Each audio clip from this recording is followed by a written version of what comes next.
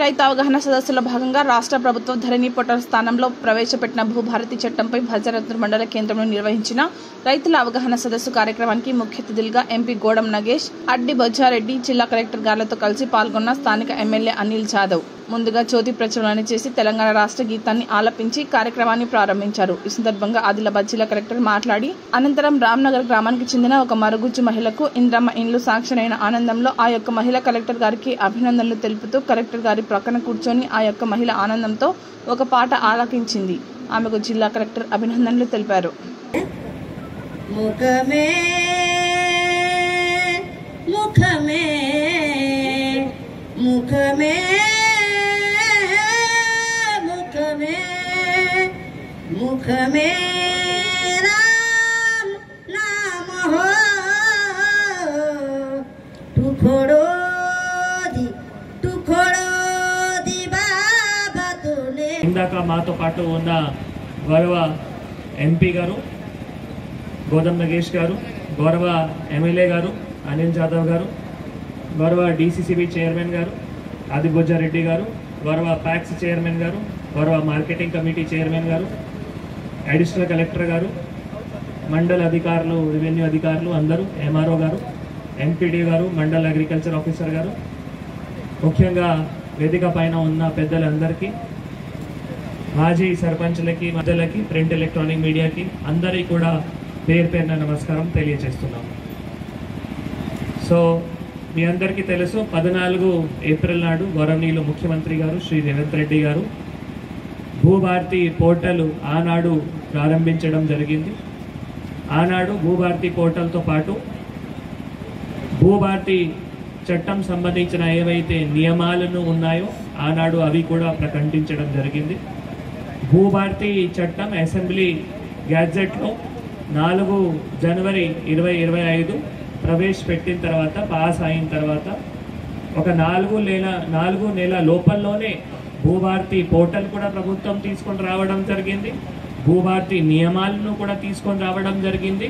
ఇప్పుడు 17 తారీఖు నుంచి 30 తారీఖు వరకు ప్రతి ఒక్క మండల్లో ఇట్లా నేను, జేసీ గారు అందరూ ప్రజాపతిలో కలిసి అవగాహన సదస్సు కూడా కార్యక్రమం చేస్తున్నాము. ఎందుకు చేస్తున్నామంటే ఈ చట్టం వచ్చింది, నియమాలను వచ్చినాయి, పోర్టల్ వచ్చింది, అధికారులు కానీ, ప్రజలు కానీ, రైతులు కానీ అందరికీ అవగాహన ఉండాలి. అవగాహన లేకపోతే చట్టం అమలు చేయడానికి కష్టమవుతాయి. అవగాహన ఉంటే చట్టం సరిగా, చట్టంలో చాలా మంచి ప్రొవిజన్స్ ఉన్నాయి, కానీ అమలు చేయాలి అంటే తప్పకుండా ప్రతి ఒక్కరికి అవగాహన ఉండాలి. సో అందుకే ఈరోజు మీరు కూడా మీ మధ్యలో ఉన్న సమస్యలు కూడా మా ముందు పెట్టడం జరిగింది. ఏజెన్సీ ఏరియాస్ కూడా ఇక్కడ ఉన్నాయి, ఫారెస్ట్ ఏరియాస్ కూడా ఇక్కడ ఉన్నాయి, సాదా బైనామా ఇష్యూస్ ఉన్నాయి, అవి అన్నిటి కూడా మీరు ఇందాక మా ముందు పెట్టడం జరిగింది. సో అయితే మేజర్గా మీ ఇక్కడ ఏజెన్సీ ఏరియాస్ ఏవైతే ఉన్నాయో తప్పకుండా మనం ఎల్టీఆర్ రెగ్యులేషన్స్ పాటించుకోవాలి. మీ అందరికీ తెలుసు, 1963లో లోపల ఏవైతే ఉన్నాయో అప్పుడు ట్రైబల్ టు నాన్ ట్రైబల్ 1963 లోపలే మాత్రమే ఏమైనా ట్రాన్సాక్షన్ జరగడానికి అవకాశం ఉంటుంది. 1963 తర్వాత ఇట్లా అవకాశం లేవు. 1970 తర్వాత కూడా మళ్ళీ non tribal to non tribal అవి కూడా అవకాశం లేదు. అవి తప్పకుండా ప్రతి ఒక్కరు కూడా పాటించుకోవాలి. సాదా బైనామా కూడా క్రమబద్ధీకరణం చేసేటప్పుడు ఈ ఎల్టీఆర్ రెగ్యులేషన్స్ కూడా తప్పకుండా అమలు అవుతాయి. ఎల్టీఆర్ రెగ్యులేషన్స్ అంటే చట్టంలో ఇట్లా ప్రొవిజన్ ఉన్నాయి. భూభారతి చట్టంలో ఎల్టీఆర్ ప్రొవిజన్స్ కానీ, సీలింగ్ ల్యాండ్ కానీ, అబాలిషన్ ఆఫ్ ఇనామ్స్ యాక్ట్ కానీ, ఈ అన్ని చట్టాలతో అనుకూలంగానే భూభారతి చట్టం అమలు అవుతాయి.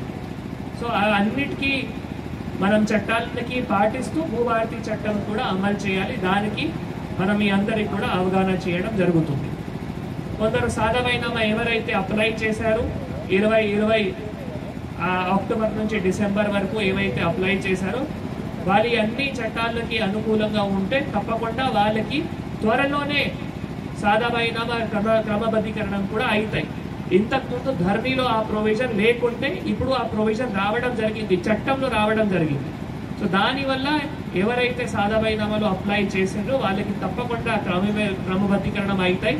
ఆర్డీఓ ద్వారా 13B సర్టిఫికేట్ కూడా ఇష్యూ అవుతాయి. మీ అందరికీ తెలియజేస్తున్నాము. ఇందాక వారు DCCB చైర్మన్ గారు చెప్పినట్లు పాతవి కొన్ని 13B సర్టిఫికెట్స్ ఇవ్వడం జరిగింది. కానీ అట్లా కొన్ని మండలాల్లో ఫైల్స్ దొరకడం లేదు, కొన్ని మండలాల్లో ఆ నంబర్స్ దొరకడం లేదు. కాబట్టి లోన్ ఇవ్వడానికి సమస్య అవుతున్నాయి. సో నేను ఒక్కసారి రివ్యూ చేసుకొని అది కూడా పరిష్కారం చేయడానికి కృషి చేస్తాము, మీకు తెలియజేస్తున్నాము. ఇందాక మీరు మాట్లాడినప్పుడు ROR సవరణ ఇందాక అన్నారు, మాది రోడ్ ఉంది, అది రోడ్ పడ్డాయి కానీ పట్టా ఉండాలి. ROR సవరణ ఆప్షన్ ఉంది, మీకు భూభారతి పోర్టల్లో కూడా చూపించడం జరిగింది.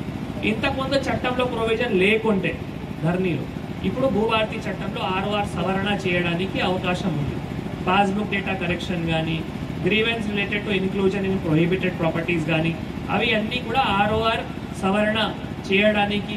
ఇంకొకటి ROR ఇందాక పెద్దలు ఒకరు చెప్పారు, ప్రతి ఒక్క 31 డిసెంబర్లో ప్రతి ఒక్క సంవత్సరంలో మనం పబ్లిష్ చేస్తాము. దాంట్లో ఎవరైనా ఇట్లా మా పేరు రాలేదు, నేను కాస్తులో ఉన్నాము, నాకు పాత పాస్బుక్ ఉన్నాయి, అట్లా ఏమైనా సమస్య అయితే కూడా RORలో అప్లై చేసి వాళ్ళకి కూడా పట్టాలు ఇవ్వడానికి అవకాశం ఉంటుంది. ఇంకొక ఇంపార్టెంట్ అంశం అంటే అపీల్ ప్రొవిజన్.